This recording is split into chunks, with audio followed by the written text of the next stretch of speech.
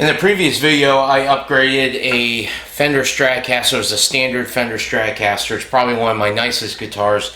And I upgraded those tuners, or machine heads sometimes it's called, to locking tuners. This guitar right here is very special to me. It's my very first guitar. It's roughly a 1992-93 vintage, if we can even say that, but it is pushing very old. This guitar has been with me since I bought it around 1993. A lot of modifications and upgrades to it over the years. I can maybe do a separate video on that some other time. In this video, I figured, why let these perfectly good non-locking tuners from the other guitar go to waste? So what I'd like to do is I would actually like to put these on this guitar, but there's a couple of things that that I ran into right off the bat, and it's safe to say that when a guitar is lower cost, it's not necessarily the best quality when it comes to the hardware and the electronics. Usually the body and the neck are pretty decent. You gotta have a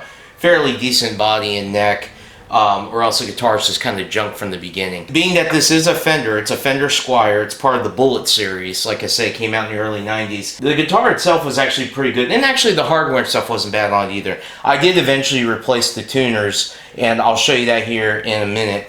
But what I want to point out here is that these holes are not properly sized for a standard tuner, and that's where the lower quality hardware comes into, or it becomes apparent, because the standard hardware has a standard shank size. So what I did was I went through with some drill bits, and I figured out that the current hole size is a 23/64. At first I thought they might be metric, but I believe they are standard. This is 23/64. What I did was I went up in bit sizes basically by the 64th until I figured out that the proper size is a 25/64 or 25/64. And you can see that fits. It's a slightly snug, so it's actually just right.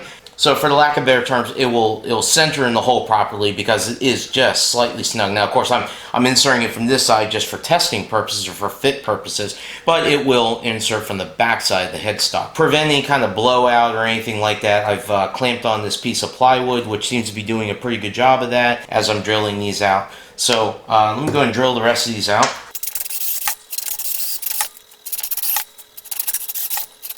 And just to verify, oh yeah, good fit. In fact, these are slightly less snug. That one's a little snug, not too bad. This one's the most snug of them all. I guess it could be argued that I could have done this with the drill press, but I found with the hand drill, since the holes were already there, they kind of guide the drill bit for you know, running them out a little bit wider. And like I said, this one's a little snug, but that's okay. The rest of them they're a good fit. Okay, now I want to turn my attention to the back side of the headstock. Of course, by clamping that plywood on, it had no blowout or anything like that. So these are good, clean holes from the front and the back. And as you can see, tuner fits in there very nicely. Just slightly snug. Yeah, that's going to work out just great. So on the back side, you can see there's a whole bunch of holes here. 2 holes in each, paired with each main hole, is from the old stock tuners, which were not so great from the beginning. They are gone. Probably about 10 years ago, those tuners started to really give me trouble, so I replaced them. But at the time, I was a little bit limited on money, and the only thing I could get my hands on was a brand new set of Telecaster tuners, which are perfectly good tuners, but the holes were already too big, and they kind of floated around in there, so I had to, very carefully kind of place them in there and mark the holes. And the way Telecaster tuners attach, they actually have a screw in between each one that holds them down, and actually it's a pair of tuners is held by one screw. So that's how those are in. So that's why there's 2 screws here, or 2 holes here, 2 here, and then there's holes right on down the middle as well, because that's from the old Telecaster tuners.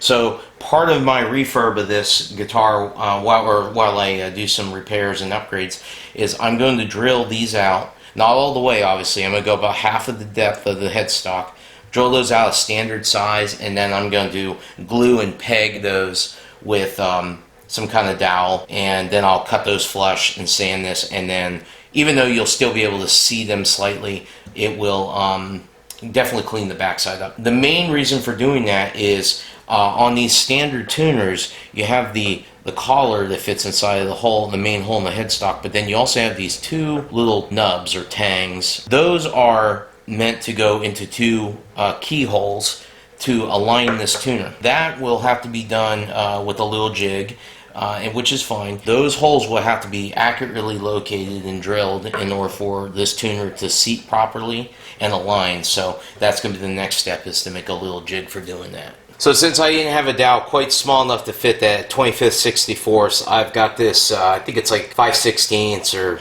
might even be 1/2 inch. So I'm going to turn it down. I've got this little gauge block that I drilled out of a little scrap piece of maple, and I'll use that to periodically test it, see how close I'm getting to the fit.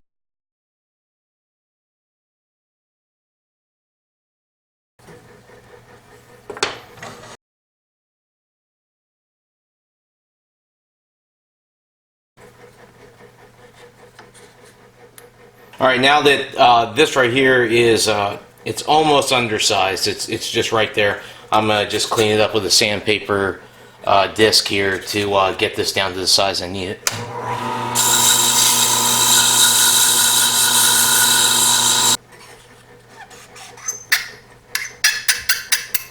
Okay, I think that's going to work. Alright, so my my little gauge block actually turned out to be about the right size for this little jig.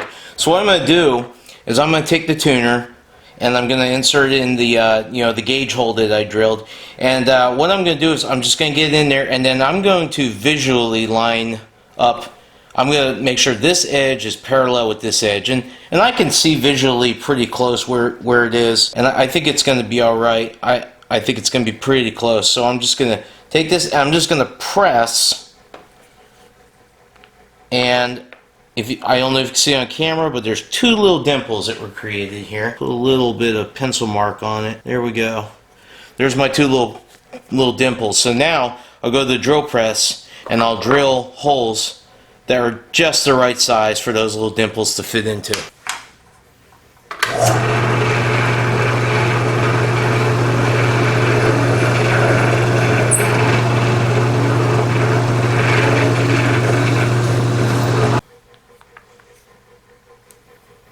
Perfect fit. Now glue the dowel in, and I drilled these all the way through because I'm going to need to use them as guides for drilling the holes on the headstock. Okay, I don't want to use a lot of glue, just enough to hold the peg in. So I'm just going to put a little bit on there, and then I'm going to rotate this like this, just to kind of spread the glue out a little bit. Make sure there's no squeeze out on this side, because I don't want it to interfere. And I can already feel the glue starting to set up a little bit, so that's good. Okay, so now I need to drill out these screw holes on the back of the headstock. And what I ended up finding at a Michael's craft store were these little dowels here. And I couldn't find anything quite this small at Home Depot, but I was able to find these, and these seem to be just about right. Found the right size bit. It's a perfect fit for this dowel.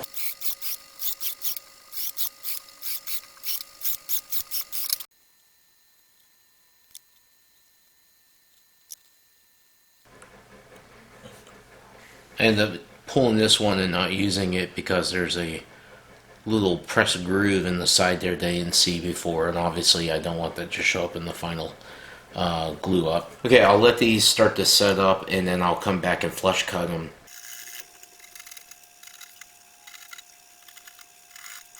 Alright, so off camera I sanded these down, just made sure they're nice and flush with the surface. The flush cut stuff does a pretty good job, it leaves a little bit.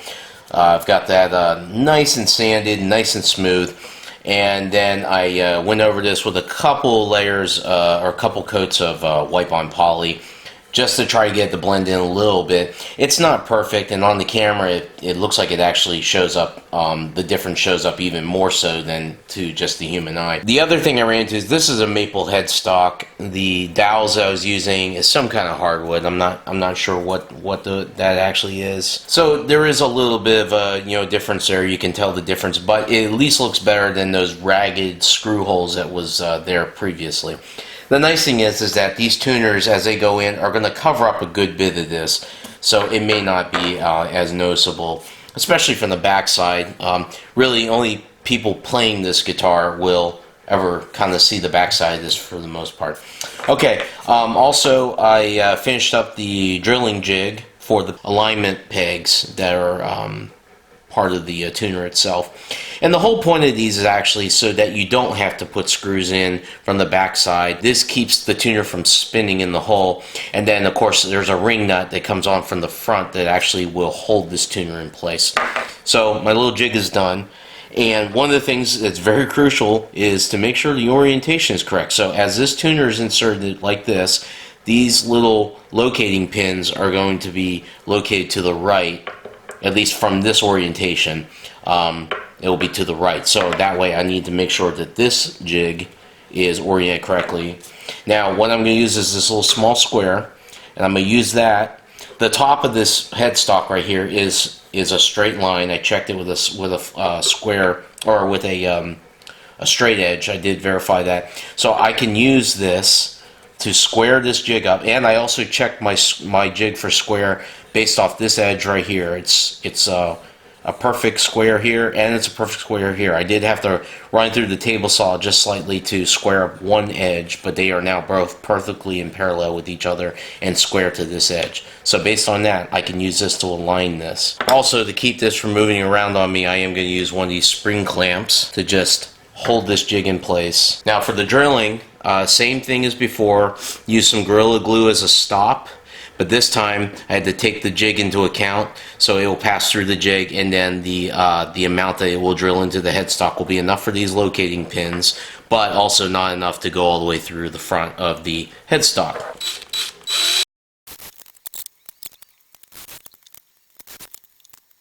For these last two, I'm going to use the square on this side. This is why having these two edges perfectly square to this was crucial, so I could use this square on either side of the jig, because I'm running out of space down here to hold this square against. So I'm going to use it on this side, and it'll make it a little bit more accurate.